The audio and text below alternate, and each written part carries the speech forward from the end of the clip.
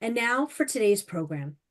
Rabbi Irving Greenberg, a leading Jewish thinker and activist, is president of the J.J. Greenberg Institute and senior scholar at Hadar. He was founding president of Klal and the Jewish Life Network, a key figure in the student struggle for Soviet Jewry, and former chair of the U.S. Holocaust Memorial Museum. Rabbi Greenberg is the author of 6 books, including his latest, The Triumph of Life. Amy E. Schwartz is Moment Magazine's book and opinion editor, as well as editor of the magazine's popular Ask the Rabbi section, and won first place in commentary from the Religion News Association. Amy is president of the Non-Denominational Jewish Study Center in Washington, D.C., and is editor of the book Can Robots Be Jewish? And Other Pressing Questions of Modern Life. Please welcome Rabbi Irving Greenberg and Amy E. Schwartz. Hi. Hi. Welcome, everybody. Thanks for tuning in. And Rabbi Yitz, if I may call you that. Please. I want to thank you for joining us and also for writing this book. It's a beautiful vision, and it reflects, if I may say so, a life lived in the service of that vision. And I hope we'll get to talk about both the book and also some of the things you've done in your life. And also thank you for all you've done over the years to support Moment, including being our Ask the Rabbis contributor for Modern Orthodoxy. So let me ask you, to start at 30,000 feet, as they say, is this book a summary of your life's work, or does it end up somewhere different from things you thought in the past? Both. No, actually, it does have, it summarizes, it brings up a lot of material that I've worked with most of my life. But yes, there are very important new ideas in there that I didn't understand or didn't say or didn't believe at the time. So I guess that's one of the challenges. But so what's the big idea in the book that you came to later, that pulled it all together? Was there a point when you came up with the idea that pulled it all together about the ethic of life, or? Good question. There are probably 2 or 3 major ideas that are new, or at least for the first time written in this book. One is my claim that the Jewish religion, Judaism, is about religion of life, starting with the idea that God is the ultimate source of life and the most phenomenal form of the existence of life, but sustains and is related and loves all of life. Second, what follows from that in my claim is that the Jewish way of life, the so-called commandments, the halakha, is really not a legal system and commandments of God. What it is a guide to how you can take every minute and every action of your life. I mean every action: eating, breathing, sleeping, walking, working, driving, and turn it into a maximum experience of life and a minimum of death or pollution or degradation. I think that's a major idea. The other, and I never saw that before until I sort of wrote the book, and it was coming, but it was born in working on this book. The other most new idea is the idea that covenant, which I guess is our theme today, it's a partnership between God and humanity, which for a long time I felt is really very crucial part and unique to Judaism in that, well, Christianity took it over from us, but unique in that it emphasizes not just that there's a God or a God who relates to humanity, but there's literally a working partnership, a joint, if you will. And this is an amazing thought that God has invited humanity, human beings, the highest form of life, to join in the process of repairing the world.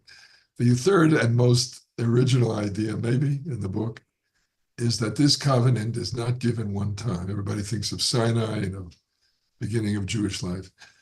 It is renewed, and renewed not only annually in like ceremonies like Shavuot, but more important, it is renewed twice, I argue, in Jewish history, in human history.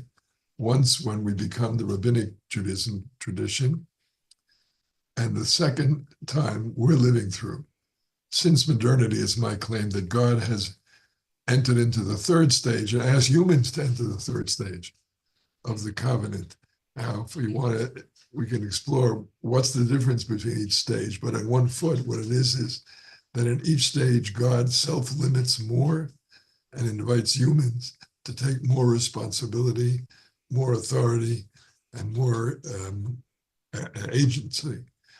Also, in the same spirit, God becomes more hidden, not to intimidate and not to abandon, but to encourage people to take on a greater role. Mm-hmm. Now, you say in the book, and I remember reading this in some of your other work, that you had once thought, that you thought earlier in your life, that the Holocaust constituted a breaking, an abrogation of the covenant, and that it was only later, gradually, that you came to see this as part of this third, this stepping away, the third contraction, the tzimtzum, so that God showing us that it's really all on us to. It's a very sensitive and thoughtful notice. It is. Well, of course, the Holocaust has been the religiously, theologically most transformative experience of my life. Shook me up deeply at one point. It really seriously made me question not only God, but Torah, everything else that I believed in. And wrestling with it, and this was about in the 20 years ago, 25 years ago, I couldn't make sense of the two facts. One is that God did not, at least in any visible way or noticeable way, intervene. How could God stand by when such an awful, catastrophic abuse of the Jewish people couldn't make sense? And the second truth was that the covenant, nevertheless, this partnership, this sense of responsibility to perfect the world together, was going strong. It was going stronger than ever. I mean, the state of Israel to me is a renewal and a statement of the partnership and so on. So I couldn't reconcile the two. And at one point it occurred to me, and this is where I changed my mind eventually, the answer is, on the one hand, God failed to live up to the covenant. If you would see what God promised in the Bible and in the Talmud. And therefore, you might say it was a failure, a breakdown, and therefore the Jewish people by right could have walked away from the covenant. Or put another way, God is in no way in position to command. They quote Elie Wiesel on this, one of the founders of Moment. Elie's comment, which is a classic. He sort of said, when God told us he has a mission for us, and that was great, and we're happy to take it on. Only he should have told us the truth that it's a suicide mission. My argument was, given the risk, given the suffering, given the suicide mission, you can't command. No one with decent emotion, love, can command somebody to join a suicide mission. You can ask. So my comment was, God lost the power to command. The covenant can't be commanded, but why are the Jewish people living it so intensely and doing great things? The answer is voluntary, that they volunteered out of love of God, maybe out of love of the world and trying to perfect it, maybe out of love of the people. They volunteered. So that was my interpretation. That bothered me a lot, I must say also. It not only bothered me, it was probably very widely criticized, particularly among people who I had great respect for. And a lot of them said that you've undercut the whole tradition, and if God can't command, then what's the point of the tradition? So I was uncomfortable. I wrestled. I said, the honest, I'm saying what I'm seeing. So I'm telling you the truth, but it does bother me. Anyway, I wrestled with it a long time. And then when this idea emerged that there are stages, looking back now, I feel it's not that God broke the covenant. It's that it was planned from day one, so to speak.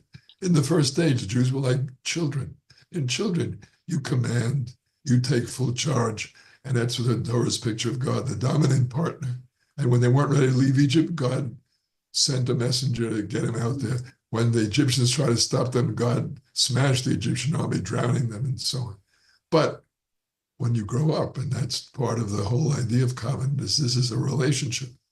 When you grow up and your children grow up, as they grow up, a good parent limits themselves and turns over more and more responsibility.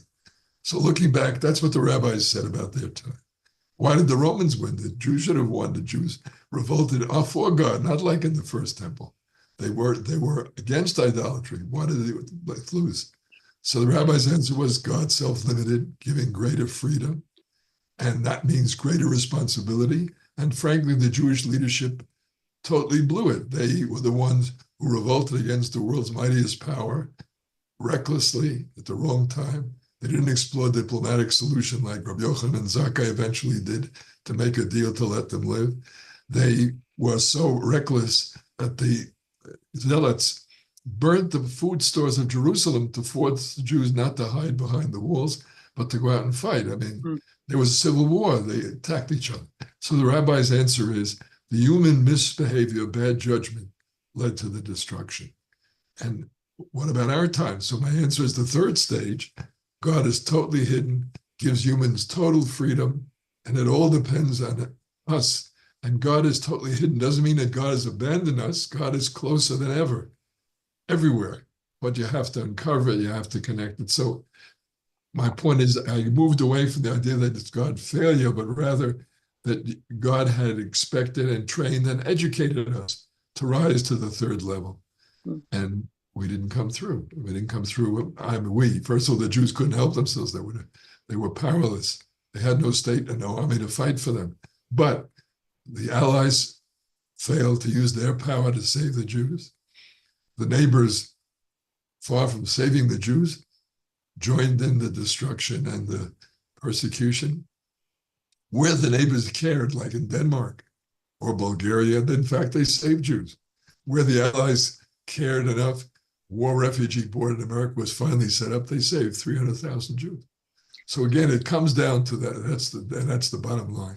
So it's really changed my position. It's not a voluntary covenant based on God's failure.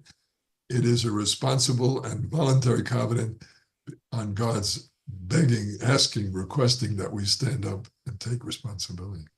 You say something in the book that I thought was really striking. I had never seen this insight anywhere, where you said even in the most anguished cries of response to the Holocaust, and you mentioned Elie Wiesel's Night, they kind of take the Jews respond in sort of Jewish forms, that night is sort of a reversal of Exodus, where you go from freedom to slavery, and, that some of the poets responded in the form of sort of almost biblical witness. They didn't turn their backs on the tradition or the culture, even though they certainly could have.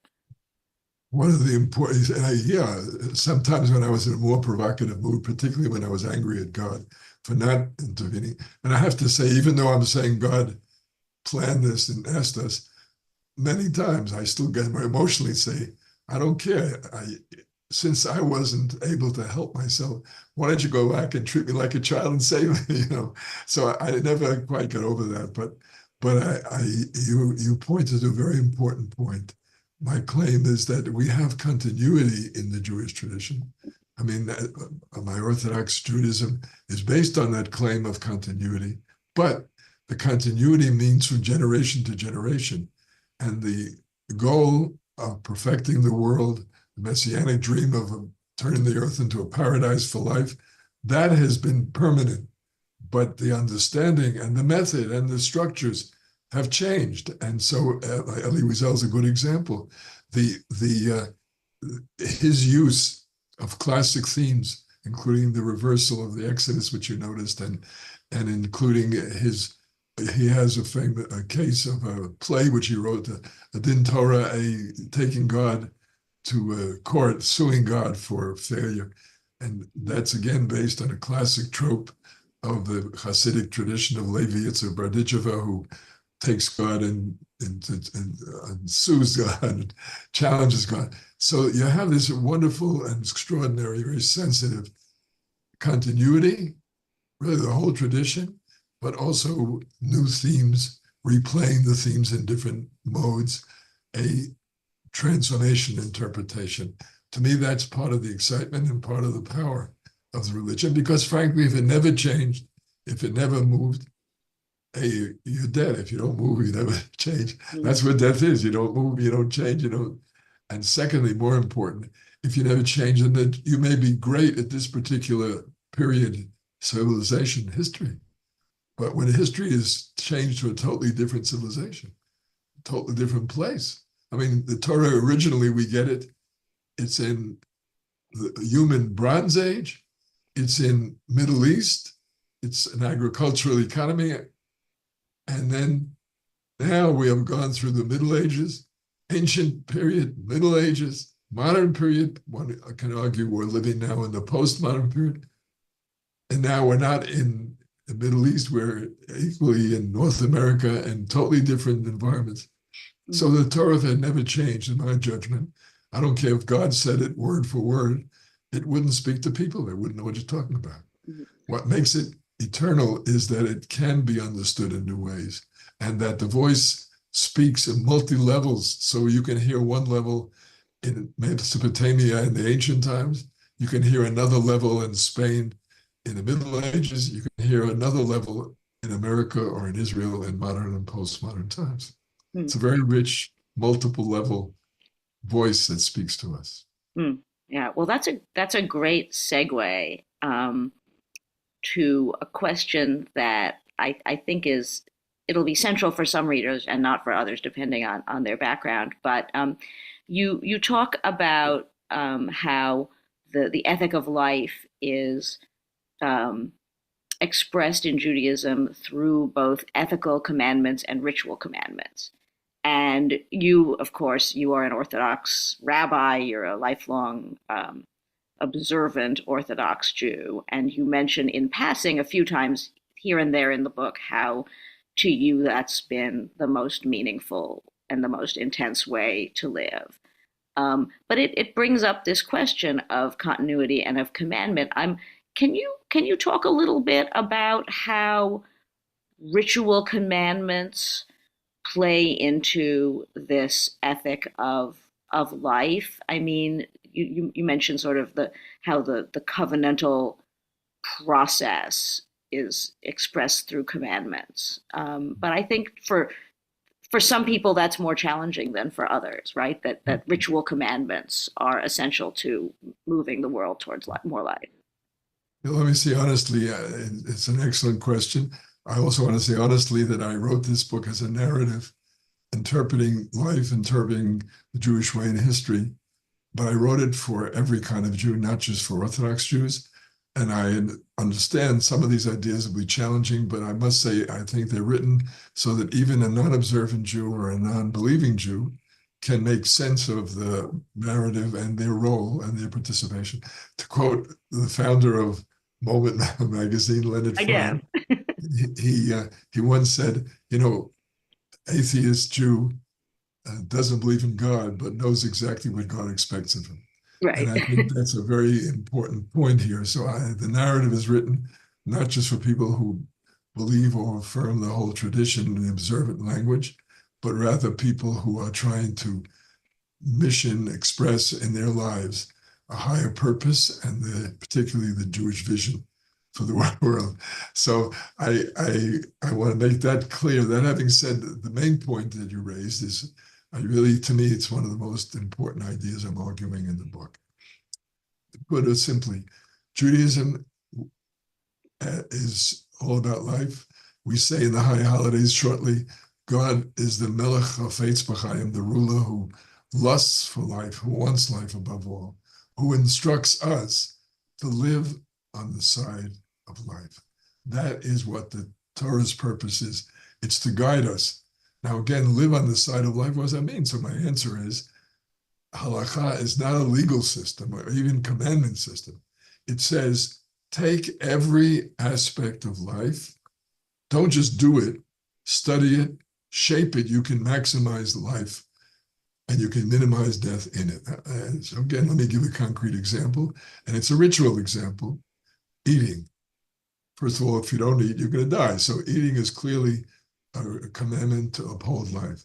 That having been said, if you eat, are you maximizing life, not only of your own, but of everyone else? So my answer is, Judaism kashrut is really about vegetarianism, because what it says is, you want to live by eating. Nevertheless, in an ideal world, you would not kill another animal in order to live yourself. You should be a vegetarian. In fact, if you look at the Torah, in the first chapter in the Garden of Eden, they're vegetarians, and Isaiah speaks about the Messianic age at the end of time.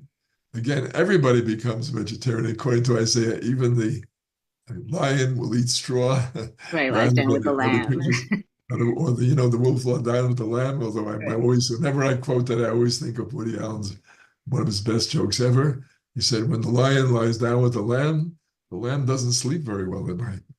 So I remind people that this Jewish ideal of vegetarianism is end of days. And in the real world right now, there are times when you have to do things that are not so ideal and not so perfect. But again, kashrut starts with ideal vegetarianism. And in fact, all the restrictions of kashrut are about meat eating. All vegetables, all minerals are kosher. So it starts, in effect, by saying, even when you eat for your life, minimize the death of other creatures. Secondly, shchita, kosher, by slaughtering, you use a method where the animal dies quickly and with minimum pain. And that's, again, a form of respect for life. And meat and milk, meat represents the death of an animal, milk, the life of an animal, mother's milk. Therefore, the answer is the two shall never meet, they should be separated. So here's the ritual, as you eat, reminding you that you are, in effect, supposed to be maximizing life and minimizing death. Now, it's not finished, and that's my point. Even this ritual, if you understand it this way, goes much beyond that. How about eco-kosher? You would not eat a fish species that's overfished because it's going to be destroyed. How about eco-kosher? That you would not have meat because the methane that the cows emit, the whole cost of raising animals for meat hurts the environment, brings carbon and methane into the world. So you should be minimizing that to whatever possible. And that's a way of upholding life in the process. Now, a step beyond that, if you eat stuff that is ultra-processed or full of sugar or full of salt, that's not for your health. So if you want to maximize eating for life, the answer is you should eat healthy foods. You should eat foods that are not saturated with salt or fat or other ingredients that clog your arteries and are bad for your health. So that's just an example of eating where you have ritual and ethical implications for maximizing life.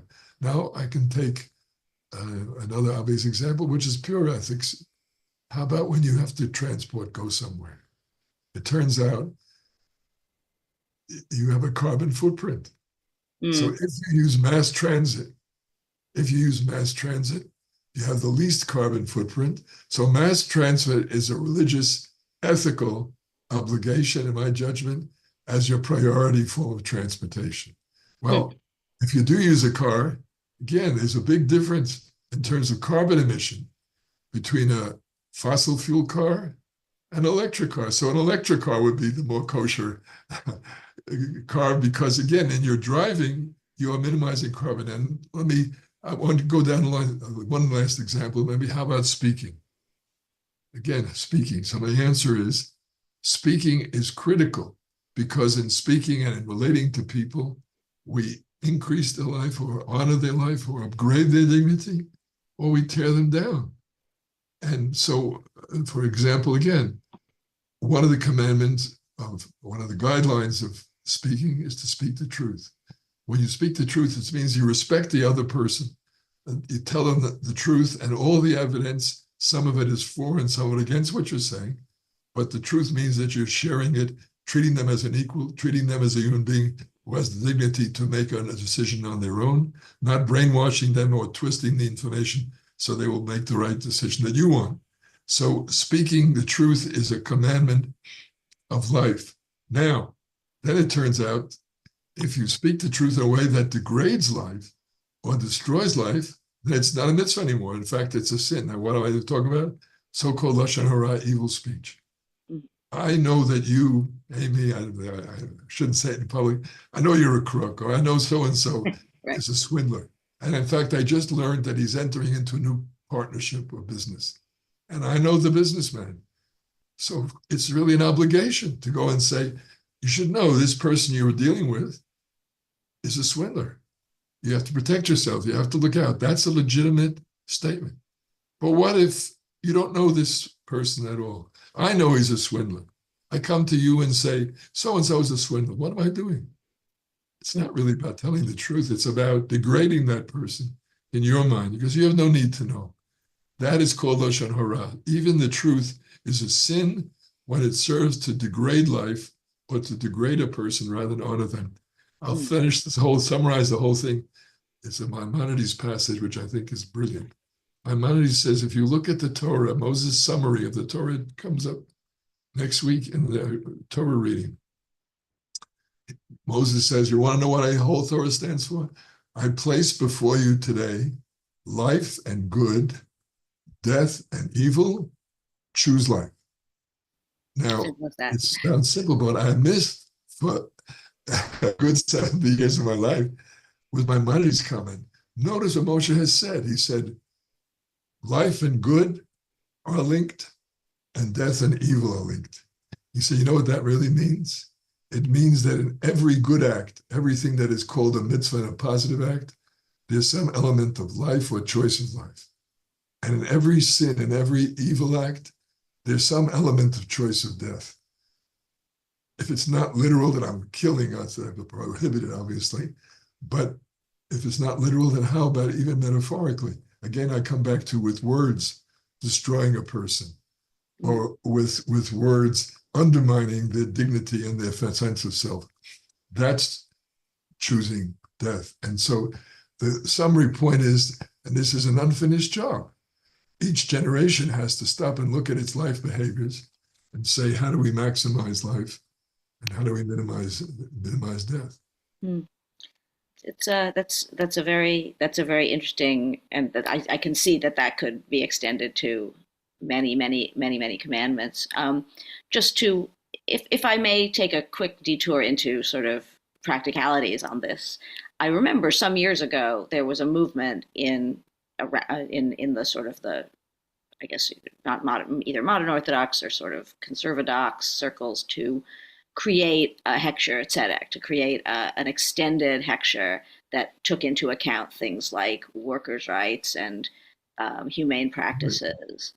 And there was a furious pushback from the existing kashrut authorities, partly as a practical matter, but also I think partly on the basis they said you can't add things to commandments. That's the whole point. You can't just add more commandments. That's not allowed. So, what's been your experience with trying to make these ideas actually? Well, you've just touched a very sore point, which is in this case that the kashrut certifiers really don't understand kashrut or Judaism maybe as a religion on the side of life.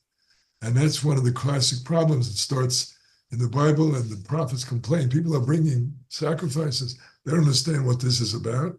And they're using it in the opposite way. In other words, they think they can sin, and then they'll bring a sacrifice and get away with it. In a sense, what they're saying here is you can exploit your workers, or you can abuse the animals before you kill them, and it's still kosher, because that's what God wants. Well, it's a misunderstanding. It's a misapplication. In my judgment, one of the sad truths of our time is that some of the important rabbis in Israel, as well as in America, don't understand what the religion is about, or they understand it in a very negative and cruel way.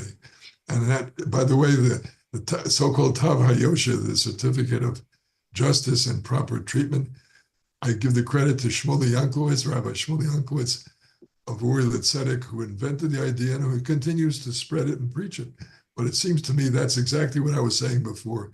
If you studied the rituals and the ethics and extend them in every possible way, it would certainly include part of kashrut with the proper treatment of the workers, pay them their wages in time.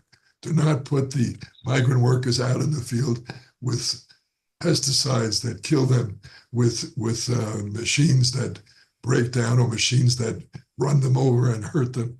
Yes, so my answer is, Shmuley was right, or the people arguing for this dimension were right, and the others are wrong. Now, does that make me popular among the rabbis who certify kosher? I suspect not. But again, if you can't stand the heat, don't go in the kitchen is the one answer. The more important answer, I think, I think one is trying to be faithful to Judaism. One is to be faithful to God, and that faithfulness is to stand for life and to stand for his creatures, particularly the vulnerable. Isaiah says this repeatedly, and many other prophets. When they ask, where is God? He said, well, God, people think of God living in the highest realms of heaven. He said, no, not no, but he's saying, where God really you will find God is in the oppressed, in those who are humble, and those who are humbled, humiliated, mistreated, poor, needy, vulnerable. You will find God there. And why not? Because God loves. That's one of the great Jewish messages. Well, when you love people, and when you love your children, you love all your children. But you know, when a child is sick or a child is struggling or a child has been hurt, parents' love pours out more. You spend more time with that child. Well, that's in a sense, that's the message. And I think that's the correct message of the Torah. That's you offer two different themes in the book, which I guess are in a little bit of tension. One is this idea that at every stage, there are commandments that are sort of compromises with, like you said about kashrut or sacrifices in their day. There are cases when the commandment is just sort of the best people can expect it to do at the point that they're at. But then you have this other vision that all the commandments are going towards creating more life and more perfection in the world. And I guess that's a struggle, right? Like, which one of those two things is operating at any given time? You have a part of the book where you talk about the temple as in temple times as the sort of the perfect minicosm of with everything being perfection. And then I thought, yeah, but all the time there's this terrible slaughter going on 3 times a day, all these, and where elsewhere you've said that slaughtering the animals is not really advancing life, it's just the best they can do at the time. So I mean, how do you approach the establishment, so to speak, when it insists that something it's doing that's just a compromise is absolutely the ultimate in expanding life? Yeah. By the way, you're a very sensitive reader, and you picked up a lot of the important but sensitive points, and this is another good example. Look, I still believe Judaism is a religion whose ultimate message is perfection of the world, repair of the world, Messianic age. In the Messianic age, there will be no compromises. Women will be fully equal. There's a classic example. We'll get to that. The limits of the tradition. So in the Messianic age, there will be no killing and no war and so on. Okay, but this is the greatness of the religion. Number one, it says you have to live in your generation. So if you make believe that the Messiah is here and you put down your arms, war, which is anathema, but a defensive war is a mitzvah. And if you don't have defensive war, you're going to be wiped out by the evil people. So it's giving you a practical way, A, of living in the world now, and B, working toward a better world. In other words, and that's where you come about the compromises. A good example, slavery. Slavery is a total violation of the idea of a human being in the image of God, which includes equality, that their life is infinitely valuable, it's not a commercial product, and so on. So slavery violates that. But how does the Torah go about dealing with slavery in the world that it was given in 1200 BCE, when slavery was universal? It was universal for another 2,000 years. So what does the Torah do? What it says is not drop slavery, become free tomorrow morning. In America, when they tried to end slavery quickly and overnight, we had a civil war.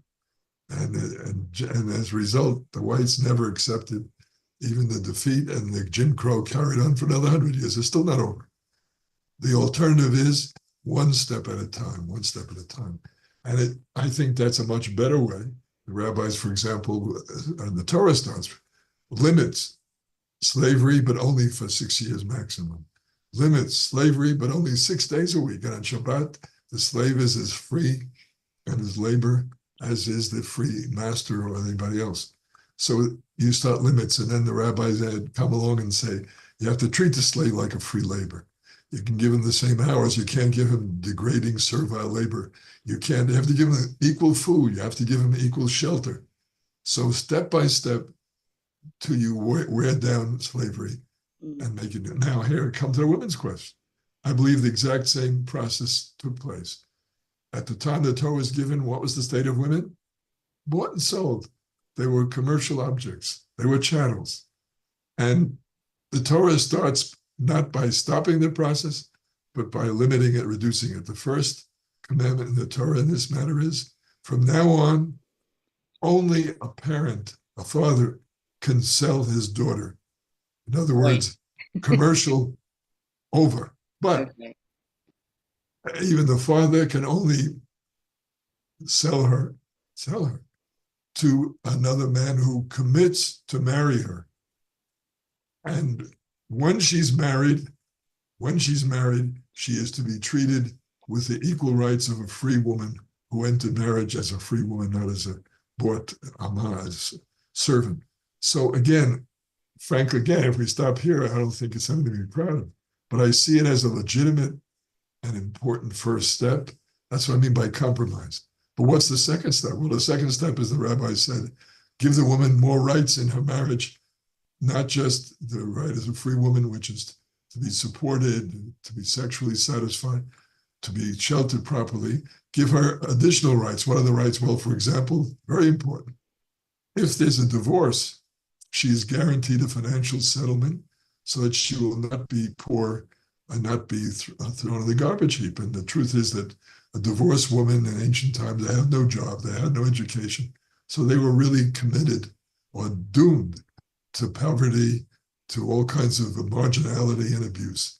So the rabbis step by step try to, now my argument simply is, that's what went wrong here, is traditionalists trying to protect the tradition against modernity or whatever it is, then take this compromise, which is far short of what is now in the general society much more clearly understood, that women are, as the Torah said, the women are image of God, they are equal, they have equal talents, they have equal capacities, they have equal leadership capacity, and so on. So in this case, bluntly, the secular culture is ahead of us, and we should be learning from it. If we learn, if we're open, again, it's not God is not asking us to freeze the Torah or to protect it by protecting its negative or its compromised positions, as against keep moving. And of course, I've tried to stress in the book, this is not reform, this is not modernity, this is the fact. That's the image of the covenant, that it's a continuous process from the world as it is and was to the world that we want to shape, which will be a perfect world. And in that perfect world, be full equality, full dignity, full uniqueness of every individual. I'll give one other example, because again, it's very controversial right now in the Orthodox community, but I think the opponents are wrong.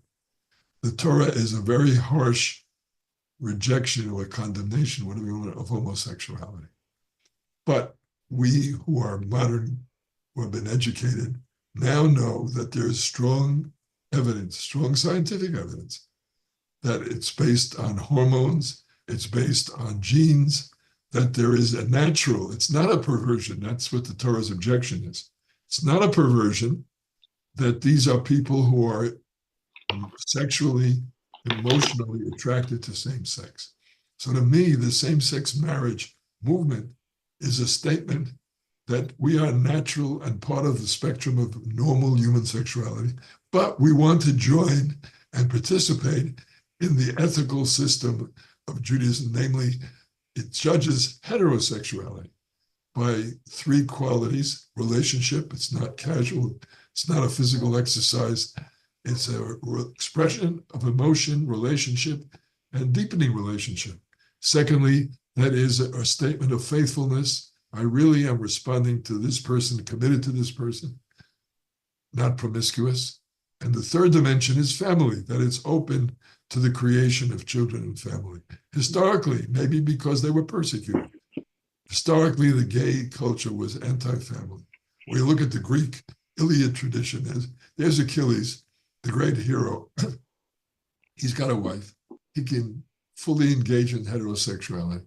He's got children. But he would rather not. He's more interested in hanging out with the boys, going to war, and he takes along Patroclus, who is basically his sex toy, his sex servant. And it's a relationship. It's not based on relationship. It's not based on love. It's based on power.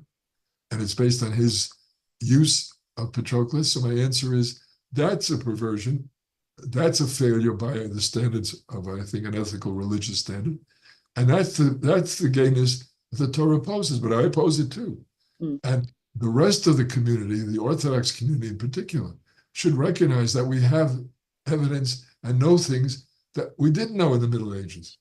And once you recognize the normality, then you realize the profound, genuine, legitimate ethical dimension of marriage and of gay sexuality that is based not on promiscuity, but on faithfulness, relationship. So again, this is the greatness of Orthodoxy, that they're very committed and they hang in there and hold on a tradition, even when it's not popular or when it's not trendy. That's their strength. But the weakness is that we become so faithful that you can't recognize where there is a need to change. When I said that the Torah's principle is life, increase life, my answer is you increase life when you recognize the dignity of gay people. You increase life's dignity when you recognize that you can help them practice sexuality in a form that is respectful of their fellow human beings, that deepens relationships and so on. So it seems to me that life is the principle, not just for preservation of tradition, but how you develop it and how you apply it in new ways. You have a nice line in the book specifically about gay marriage. You end that section by saying, a new zone of holiness has been revealed, okay. which I like. So it's one of my things in general, but from each stage, the halakha expands. If you're understanding on halakha not as simple legal statements, but as this covenantal shaping of life. So there were a limited number of places you could see God in Bible times. There were less commandments. As the rabbis came, suddenly you could meet God not just in the temple, but in your home. Or the rabbis put it in the kitchen. When you cooked a kosher meal, you were doing what was once done only by a sacrifice once in a while in a temple. The rabbis say in the bedroom. If a man and woman make love, or that's their assumption, I would decide to say for gay. If you do it lovingly, zachu, in the proper spirit, in the proper respect, and the proper love, then the Shekhinah, literally the divine presence, is there. So there's a tremendous expansion of holiness. What I'm arguing in this book, in the third stage, the zones of holiness expand everywhere. And yes, the bedroom in this case, or the gay sexuality, is another example of an expanded zone of holiness. So, well, it's a beautiful vision. Let me take you again a half step back to practicality, and I apologize, but it goes to this question of how do you want the book to be read, and by whom. So, parenthetically, you and particularly your wife, Blue Greenberg, have spent years working to advance the role of women in Orthodox Judaism and things like that. And obviously, I don't have to tell you that even the slightest advance, no matter how gradual it might seem to be, meets with very fierce pushback from people who, as you say, don't see it as expanding the holiness. The question I want to ask is, you mentioned the book is filled with references to tikkun olam, which is, perfecting the world, the messianic, moving on. You also have this phrase, which I like, covenantal messianism. But I just wondered if you think about the fact that, possibly even since you wrote the book, the term tikkun olam itself has become it's been turned radioactive by a very large element of both the religious and the political right, who say, tikkun olam, no such thing. The progressives invented that. It's not, they're just making over the religion in their own image. And, there's never been such a word anywhere. What do you do about a world in which the discourse is like that? What's your...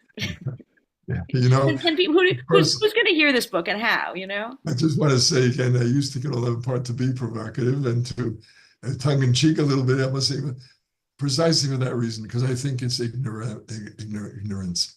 And I think a conservative, and for that matter, Orthodox politically conservative, but also Orthodox religiously, again, they have many important truths, permanence, and so on. But when they turn it into a blanket, and in this case, they oppose, I mean, what do they want to try to say? That the Torah wants poverty? According to Tikkun Olam, the Messianic vision, we overcome poverty, we overcome hunger. The Torah for hunger, is that what they're saying? Or something brand new, the Torah is against war, and the Messianic is against war. Is the Torah for war, is that what they're trying to say? Or is the Torah for sickness? I mean, Isaiah says that part of the Messianic world is to overcome sickness. When you have Alzheimer's, God forbid, what happens? The person loses memory, the uniqueness. One of the most fundamental dignities of every human being is their uniqueness, their unique memories and experiences. So it robs you of that. So you're trying to tell me this is some newfangled modern idea that goes against the Torah. It's nonsense. The answer, again, it's like a mistaken judgment. Whatever he's for, I'm against. It's a misreading. So again, I admit I could have said Messianism and left Tikkun Olam out, but I wanted to, in part, A, be provocative, and B, remind people that this is not a crazy. Now, it's true. It's not in the Bible. It's true that in the Talmud, the word Tikkun Olam is used much more modestly, not about the whole world. It's about the welfare of the local community. It's also true that Tikkun Olam, in a cosmic way, shows up for the first time in Kabbalistic after the expulsion of Spain. So it's 300-400 years old. And of course, in the modern, mostly liberal theology, it's become very. So again, my answer is, if Tikkun Olam means the wrong version, that you saved the whole world, but you couldn't care less about the Jews, or that you only out for social justice and you have no sense of ritual or of purpose or of mission or of religious experience, then it's a mistake and it should be criticized and challenged. But not a kind of a blind, not only denial, but it's a kind of an ignorance, I say. It's a kind of an ignorant denial that ignores the tremendously powerful, legitimate aspects of Tikkun Olam. So again, one of the challenges is committed Jews should work for Tikkun Olam more than anybody else, but you keep the balance. If you become all Tikkun Olam and no Judaism, it's like the communist sexia in the 30s, when Russia claimed to have reached the paragon, the peak of being a socialist utopia. Stalin was the head, no less, but they convinced themselves they had passed a new constitution. We have finally reached heaven on earth, the true socialist equality utopia. Of course, it was just the opposite. But anyway, so the Jewish Yevsexia, that was the section of the Communist Party that was Jewish, persecuted, closed Jewish schools, closed synagogues, sent rabbis to the Gulag concentration camps and so on. Why? Because they were trying to perfect the world. So as a mitzvah to drive and to destroy the Jewish particularities, bourgeois nationalism, the anti-Zionist, in order to make the world perfect. So yes, if you turn Tikkun Olam into premature messianism, into a messianism that glorifies the world and degrades your particular loyalty, that thinks of the world as written homogeneous perfection instead of a multiple, varied, mosaic of cultures and communities, then yes, the Tikkun Olam is, I think, not only mistaken, it's dangerous, but it's destructive. But again, the trick with all these things is to use them right, not to use them wrong. The Torah also can be applied in cruel and in destructive fashion. The trick is to understand it and interpret it with the principles of life and love and divine love of creatures as the guiding principle. Mm-hmm. Yeah, I was gonna ask you, as a sort of a starting to wrap up, which we're not quite, we still have some time. I was going to ask you where, given pushback and polarization and all these things we're seeing, where you see the energy of reform, coming from in these days. Like, where's the next big push? I've got a partial answer from you, which is you personally you're fighting, you're still fighting, you're fighting, but tell me where else you see it. Okay, so sometimes when I speak in anger or frustration, it's because I was the first to admit that probably right now my position is a minority position, inside Orthodoxy. I wasn't implying you sounded angry. You sound. I'm saying there are times I am, and I'm not denying that. As I go back one step, when we first began this journey, and I learned a lot from my wife, and she has kept me on a normal or at least a balanced path, and I am grateful for that. When we started, and she really was developing and showing the inequality and the room for and the need for upgrading women's learning, upgrading women's leadership, upgrading women's treatment in the community, and so on. And frankly, most of the shuls to this day, there's a mechitza. The mechitza is not so bad, but the mechitza puts them behind, literally, the curtain, and they don't see and they don't hear as well. So I came to her and I said, look, I want to say something here. If you feel, and I wouldn't blame you, in other words, I have no problem with the present Orthodoxy. I joke about it, it's true. I said, I'm a male, I'm a Kohen, I'm a rabbi. So I get all the privileges and all the special favoritism. So at me, it's no great suffering to wait for Orthodoxy to improve. I said, but you get the short end of the stick. They put you in a place where you can't see and hear properly. They put you down, they tell you can't be a rabbi, you can't be this. So if you tell me that you can't take it anymore, wherever you go, I will follow you. And it's not my decision, it's yours, because you're the one who's paying the penalty for patience and for incremental step by step. You're the one who's paying the penalty. So she said to me something very important immediately. She said, number one, she said, is think of all the wonderful things we've gained from being in this community. I mean, a strong sense of family, strong support community, a community of people that are responsible, a deep religious spirit, thousands of activities of Gemilut Chasadim, the sense of Shabbat. She said, Shabbat is worth the whole religion. A day really, which has been the keystone of our marriage and our relationship and our family life and so on. She said, I have all that.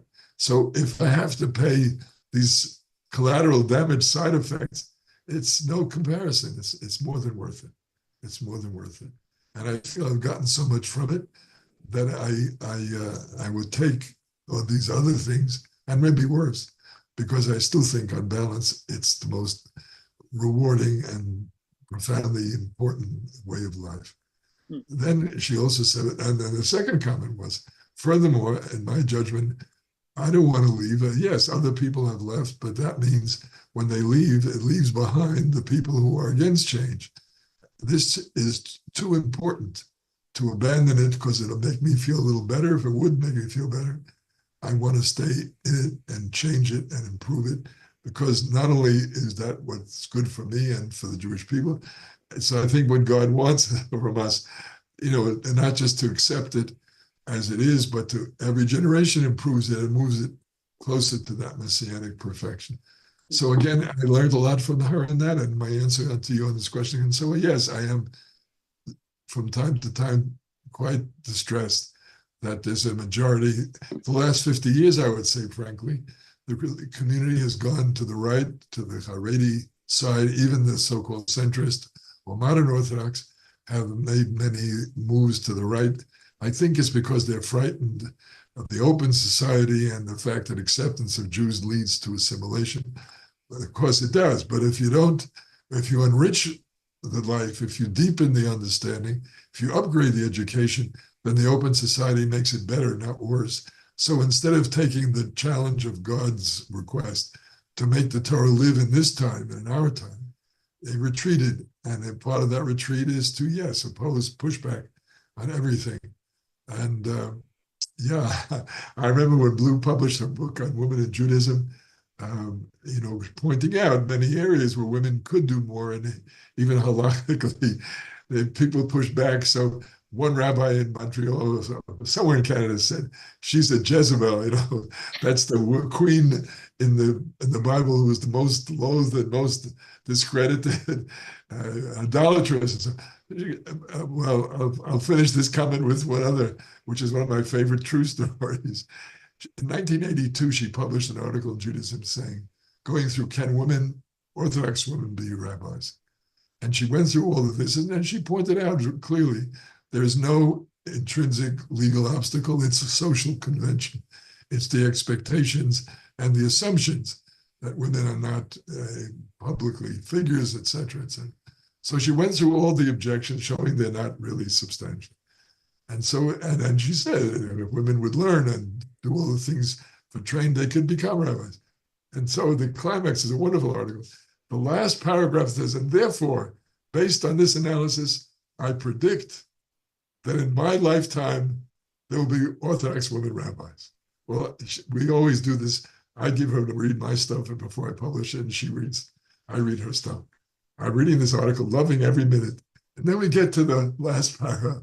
I'm so excited. Her study's on the second floor, I'm on the first floor. I go running up the stairs. I grab her and I say, do you realize what you wrote? She says, what? I said, we're going to live forever. You get the joke, because she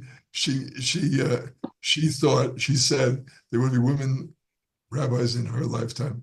I didn't believe that for a minute. I mean, I believe in it, but I didn't believe that would happen in my lifetime. And there we are. I was wrong. We don't live forever. That's another thing I'm coming to grips with. I'm not going to live forever, but again, there is pushback, but I wouldn't exaggerate. I would say it in two ways. One is the bulk of the Jewish people, and it seems to me even non-Orthodox, understand that it's not a rejection of Orthodoxy, it's an improvement, upgrading of Orthodoxy. And so I've never felt totally isolated. In Orthodoxy, I do regret that it's a majority right now that doesn't agree, but it's changing, and there have been important steps all along the way, including women rabbis, even if they're rejected or attacked. The Orthodox Union, taken over by a traditional group, put out twice, the Rabbinical Council, the Orthodox leading rabbi organization, put out twice prohibition against women serving as clergy. The fact is there are more women serving as clergy in Orthodox schools. Not a lot, but it's every step by step. So I believe it, maybe not in my lifetime, but I believe the full leadership and the full dignity and the full ability. Again, in my lifetime happened. When I was a child, there were no women scholars, no serious. You go back in Jewish history, you can find less than a million. They don't count for me, but less than them were in the. If they counted for a million, yeah. History. In my lifetime and hers, there are now, whether it's 100 or 200 women of outstanding rabbinic learning scholarship, as good and as learned as any man you could think of. So, you know the old covenantal comment, you don't have to finish the job, you're just not excused from starting it. And many of those women studied at an institution that you helped found and run. So again, Rabbi Avi Weiss, in my judgment, deserves the main credit. Rabbi Linzer, there's a Rosh Yeshiva Chovei Torah. These people, I think, deserve the main credit, but I'm happy to be part of them and with them. And I do believe, again, as I said, for 50 years, the trend went Haredi, absolute objection to change. But 50 years in Jewish history is a wink of, as Blue always says, it's a blink of an eye. Yeah. And I believe that trend has run its course. In Israel, it's now reaching its peak. But already, in my judgment, the peak is here, and Haredim are going to be forced now to stop exploiting the country and the government budget. They're going to be forced to serve in the army or national service as they should have all these years. So I believe that after 50 years, the trend will begin the other way. As I say, it may not happen in my lifetime, but I have this belief. Because again, in the end, what is the Torah? I don't think it was meant to be, as it is in such people, a tribal religion for a handful while 95% of Jewish people live otherwise. It can't be, let alone the rest of the world. The Jewish people is 2%. So you're saying 98% of the world has no value, no dignity. I don't believe that for a minute. The Torah starts with creation of the whole world. The Torah wants to be a guide for all of humanity, not just the Jewish people. So again, whether in my lifetime or later, I'm content to leave that to my successors or to God, but I certainly believe it will come. Well, that is a lovely note to end on. Thank you so much, Rabbi, for speaking with us and for for all that you do. Am I allowed to put in a commercial that the book is called Sure. The Triumph of Life, a narrative theology of Judaism? We put a link in the chat. You put that in the chat. They have access to a code that will give them a discount.